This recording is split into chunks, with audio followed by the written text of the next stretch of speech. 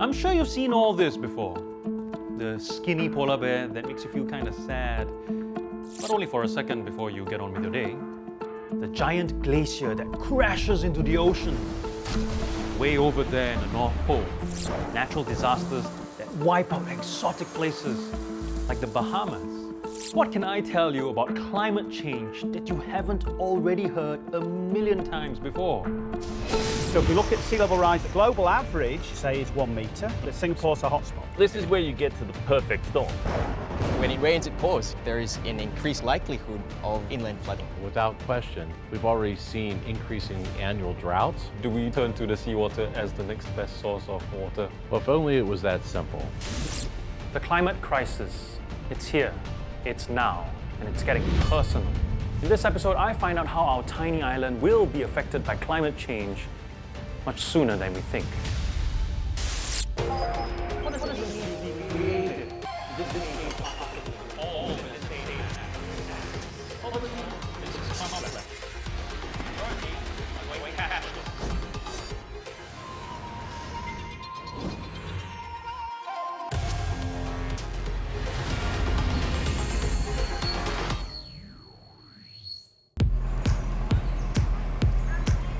I start off my day with a run. I hope it'll help me to live to 100. But will I even be able to take to these roads in the near future? My run is then followed by rehearsals here, the Singapore Repertory Theatre. I can't imagine how I would feel if it was underwater. At the end of a tough week, I like to unwind here. Will I have to give up my weekend ritual when this place is taken over by the sea?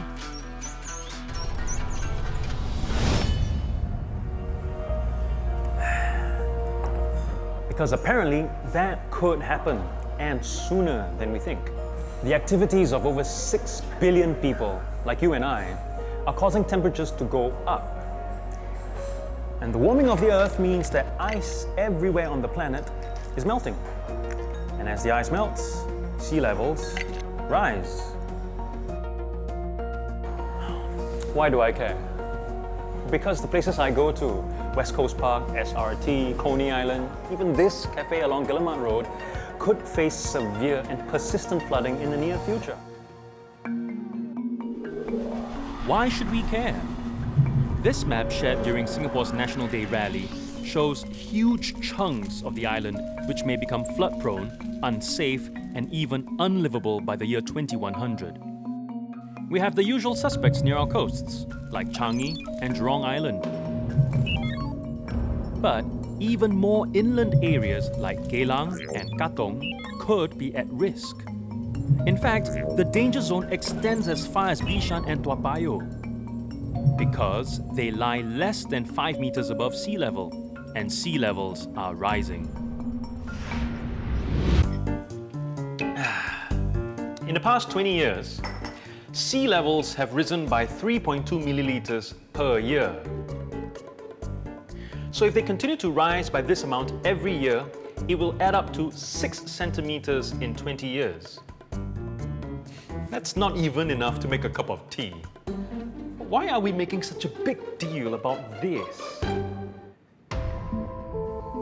Are we scaring ourselves over nothing? Climate scientist Benjamin Horton doesn't think so. He thinks Singapore, of all places, should be very worried indeed.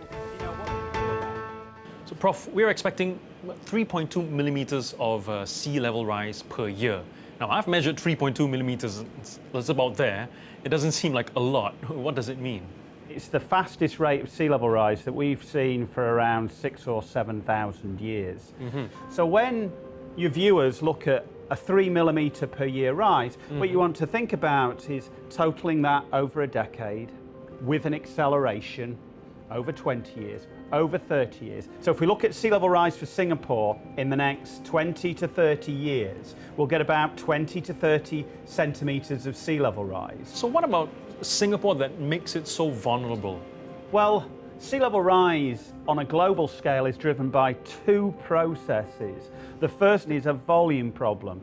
So oceans are absorbing most of the increase in heat. You increase the temperature of water, the water molecules occupy a greater space, sea level goes up. The second one is a mass issue. If you increase temperatures, the ice on our planet melts. Greenland, if it was all to melt, has 6 meters of sea level rise within it. Wow. Antarctica has 65 meters 65 of ice. And all our observations of Antarctica and Greenland are indicating that we're approaching a tipping point. Interestingly, the effects of what happens at the poles actually is amplified in the tropics. Oh. But it's all to do with gravity. So these ice sheets are massive. Anything that has mass, it has attraction to it, and the larger the mass, the greater the attraction. The ice sheets lose mass, that attraction is diminished, and the water actually flows away from the ice sheet and goes back to the tropics. Mm-hmm. So us being in the tropics, the equator, it seems like we're right in the middle between the two poles. So when the ice melts both, it just comes to us right in the middle. Yeah, so therefore it has a double whammy. Wow. And Dr. Horton is about to show me just how high it can get.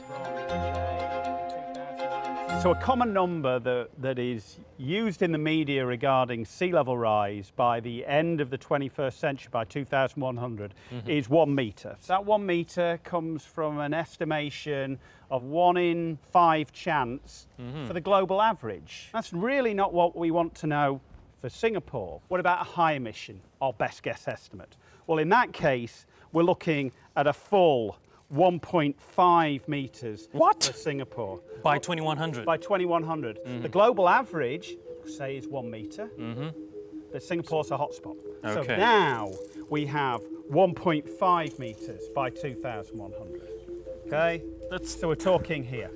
That's above my shoulder, isn't it? Okay. Whoa, right up here. But that is our best estimate. But when we want to try and protect our residents, when we want to try and protect our infrastructure, you want to know what the extremes are, what the high end. So when we look at the high end, what the 1 in 20 possibility is, we're looking at greater than 2.5 meters. 2.5? And here, we're looking at this level.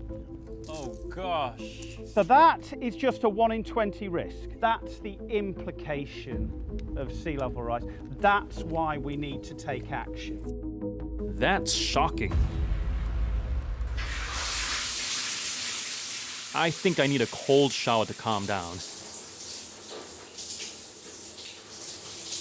Ironically, as seawater goes up around us in a warming world, our supply of fresh water could go down. Hey. Could climate change make showers an unaffordable luxury in Singapore? Oh, man.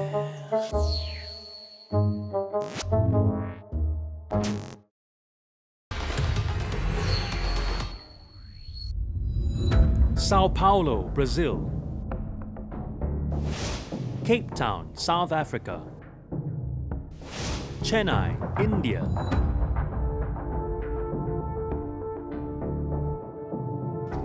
These cities have teetered on the brink of day zero, the day when a city's water supply dries up. Will Singapore be in their shoes in the near future? In Singapore, we get our water in 4 ways. We import it from Malaysia. There's new water, where we recycle our used water. We harvest rainwater in reservoirs. And finally, we desalinate seawater. Climate change can mess up this flow in a few ways. In the most obvious scenario, a warmer climate means more droughts. So the reservoirs both here and in Malaysia will be less than reliable. This puts 2 out of our 4 water sources at risk. New water and desalinated water can plug the gap, but they cost more, a lot more. Desalination and reclaiming new water require 5 to 17 times more energy compared to treating rainwater. And according to Professor Shane Snyder, these sources will also be affected by climate change.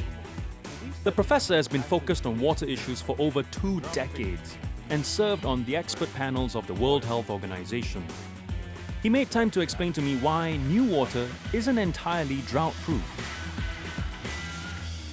First of all, if we don't have enough fresh water to begin with, we can't recycle what we don't have. Do we then turn to the seawater as the next best source of water? Well, if only it was that simple. Climate change has other impacts to the water quality, such as increasing amount of algae. From warming of the oceans, we can actually have a decrease in the quality of the water. Our systems were designed for a certain range of water quality. In Singapore, we rely primarily on membrane technology that separates the salt from the fresh water. So essentially, the increasing number of plankton in the ocean is more than the current filters were designed to handle. So they can still filter the water, but they can't filter as much water. So it lowers the production and it makes the entire system less efficient. Plankton are organisms that live in a drifting state in water. Most of them, like algae, are microscopic. But in the right heat and light conditions, they can multiply explosively, creating blooms that are visible even from space. Scientists predict that climate change could make blooms more frequent. And they can do more than mess with our desalination plants. In 2015, we saw just how much harm they can cause. 55 farms lost up to 600 tons of fish, killed by an algal bloom in the Johor Straits. Farms like this one. I am meeting 2 men with first-hand knowledge of our tiny troublemakers. We have 90 to 100% death. That day I clearly remember was the 4th day of Chinese New Year, 2015. So what happened was everything went belly up. Jerome, my biology is like rusty right now. But I thought that plankton is good for fish. I mean, sea creatures, they eat plankton, at least some of them do. So why does plankton bloom kill fish? There are many different groups of phytoplankton. So what we saw in the 2014-2015 one was actually the more harmful phytoplankton that actually became more dominant in the waters. Some of the phytoplankton, they do have spines. So then if it's in too large volumes, it just clogs up the fish. Most fishes are dead. You open up their gills, but you open up the sea, there's a lot of white spots hanging on there. So that's what's been fighting with them for air. I see. So what are the trends of plankton blooms in Singapore? Are we experiencing more? It seems like we are getting more and more plankton blooms within Southeast Asia, within Singapore as well. There are studies that suggest that with warming temperatures, they would grow faster. Farms are not going to close overnight. A lot of the farmers here have persevered many years. It's not something that, Daya, what you will see generally is that the prices will increase. And the threat of plankton blooms is not the only way rising temperatures are hurting life under the sea.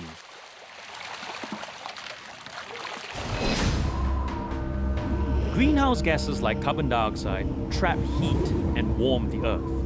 But only about 1% of this heat stays in the atmosphere. Because our oceans have been absorbing more than 90% of it, which is making them warmer.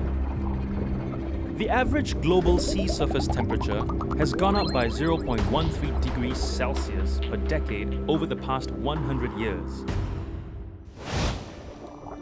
Sounds like a tiny change, but it has a huge impact on our corals, which provide food, home, and breeding ground to a quarter of our marine life. Professor Tan Wei has been studying this impact of ocean warming on coral for over 15 years.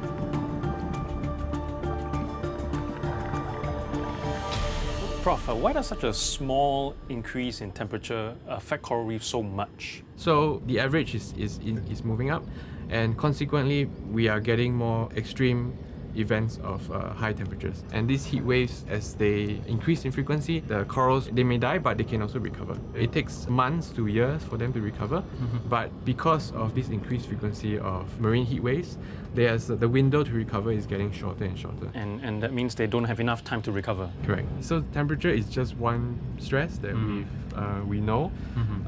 Of course, when we think about climate change, the root cause is actually carbon dioxide, right? So it's carbon dioxide emissions. The carbon dioxide can dissolve in water and make the waters more acidic. Our oceans absorb a third of the carbon dioxide that we send up into the atmosphere, about 22 million tons a day. Scientists previously thought this was a good thing, but now they are realizing that this act of service comes at a heavy price. Their absorption of carbon dioxide has led to a 25% increase in their acidity levels. For us here in Singapore, like, why should I be concerned about coral reefs? What do they do for me? So corals form these complex structures. They form those using calcium carbonate. So under ocean acidification, these structures can dissolve away. Over the long term, you get less of a home for these small fish, and then there will be less food then for the bigger fish. Eventually, the fish that would have ended up in our dinner tables, they may not be able to survive because there's not enough food for them. All right. So it's safe to say that if coral reefs are in danger, our seafood diet is in danger as well. Yeah, so the food is one of the main resource that we take from the sea. But of course, you think about corals, because waves break over that reef, it dissipates wave energy. So there are natural coastal defenses. It's estimated about 200 million people around the coast are in fact protected by coral reefs. So, ocean acidification is the evil twin of climate change. Together, they're causing massive changes to our coral reefs and the marine menu. But not getting your seafood fix is just the tip of the melting iceberg.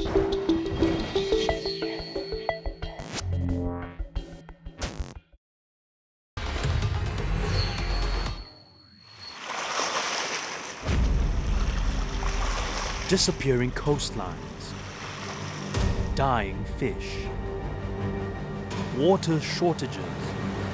All these consequences of climate change are likely to hit us and cost us in real dollar terms. Floods, for example, cost Singapore's economy dearly. Between 2000 and 2015, flooding events in Singapore drained us of over $32 million in damages. Which is why, in the next 2 years, we will spend $400 million to upgrade and maintain our drains. This is on top of the $1.2 billion we have already spent on our drainage infrastructure since 2011. Because our drainage system is what stands between us and disruptive floods. But wait a minute. We are spending $1.2 billion plus another $400 million into a problem that would cost us just tens of millions? Are we overdoing it? Well, according to a recent joint report by the London School of Economics, Columbia University, and the Potsdam Institute, we may be grossly underestimating the economic consequences of climate change. Because these risks lie outside of the human experience. And political and business leaders need to understand the scale of these missing risks. Dr. Muhammad Iqbal agrees. He reckons there is already enough within our human experience to cause concern. Rainfall trends, for example, already tell him what to expect. So what's the rainfall data like over the past few decades? In terms of the annual rainfall, there's an upward trend of 9 millimeters per decade since 1980 to last year. Is that a lot of rain? 9 millimeters doesn't sound like a lot. Even though 9 millimeters doesn't seem a lot, but we have seen an upward trend in terms of the intensity and also the frequency. So heavier rainfall events are becoming more frequent, more severe. So when it rains, it pours. The key ingredient for a flash flood is a very heavy rainfall event occurring over a short period of time. So with climate change, we can expect more of these events to happen.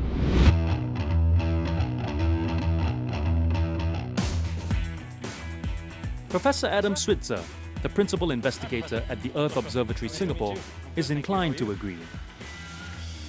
Why did you choose to meet here? We can look out over the landscape of Singapore, you can see something very clear straight away. Singapore is an island, it's an island in the tropics. Tropical islands are vulnerable to sea level rise, and then on top of that you have local factors, and things like storm surges. Could you explain what a storm surge is? So storm surges are a really interesting phenomenon. They're part atmospheric, so if you have low atmospheric pressure, then they will cause a bulge in the ocean. And that's a minor component. The other component is as the wind blows across the ocean, it will blow a water mass against the coastline. And so the combination of both the atmospheric effects and the wind piling up against the coastline means you get a temporary elevation of sea level. And that's what we refer to as a storm. And you have those storms slowly pushing water against the edges of the South China Sea, and then it moves into the Singapore Straits. And so we'll see excursions of up to 30, 40 centimeters over several hours moving through the Singapore Straits. So what's happening there is you have a baseline of rising sea level, but on top of that you have these temporary storm surges. This is where you get to the perfect storm. Are we over dramatizing this perfect storm? Because it seems like you need all of these factors to happen at the same time. Is it likely to happen? The simple question of are we going to experience more of these perfect storm events is a simple we don't know. And so there's fairly good evidence that we're likely to get heavier rainfall events and that they may become more frequent. Now, if that's the case, then, well, they're much more likely to coincide with a storm surge event. In Southeast Asia, in particular, the data gaps are so significant that it's really hard to put solid numbers on where we're going to be in 2050 or 2100. The Singapore government doesn't want to take any chances. It's preparing to spend $100 billion over the coming decades to protect Singapore from the effects of climate change. But do Singaporeans take global warming as seriously? In September, I found a glimmer of hope. What do we want? When do we want it? We had our very own climate change rally for the first time this year. Only 1,700 people showed up. It's a far cry from the tens of thousands that turn up at Hong Lim Park for some of its more popular rallies over the years. But it's a start. We are only reacting to the problem. We are not actively trying to solve the problem by reducing our carbon emissions. And that's what scares me the most. Climate change bring all this disaster, and will Singapore ever be that peaceful and safe and country that we have always known? If you don't care about it, you will have no future. So climate change is something you need to worry about. These people get it. So it's not just about starving polar bears or wildfires in the Amazon. Every part of life, where you live, the food you eat, the water you drink, will be touched by climate change, no matter where you are in the world. So we need to recognize that and do something now to meet carbon emissions targets together. Or we could go the way these guys did. And that's why it matters.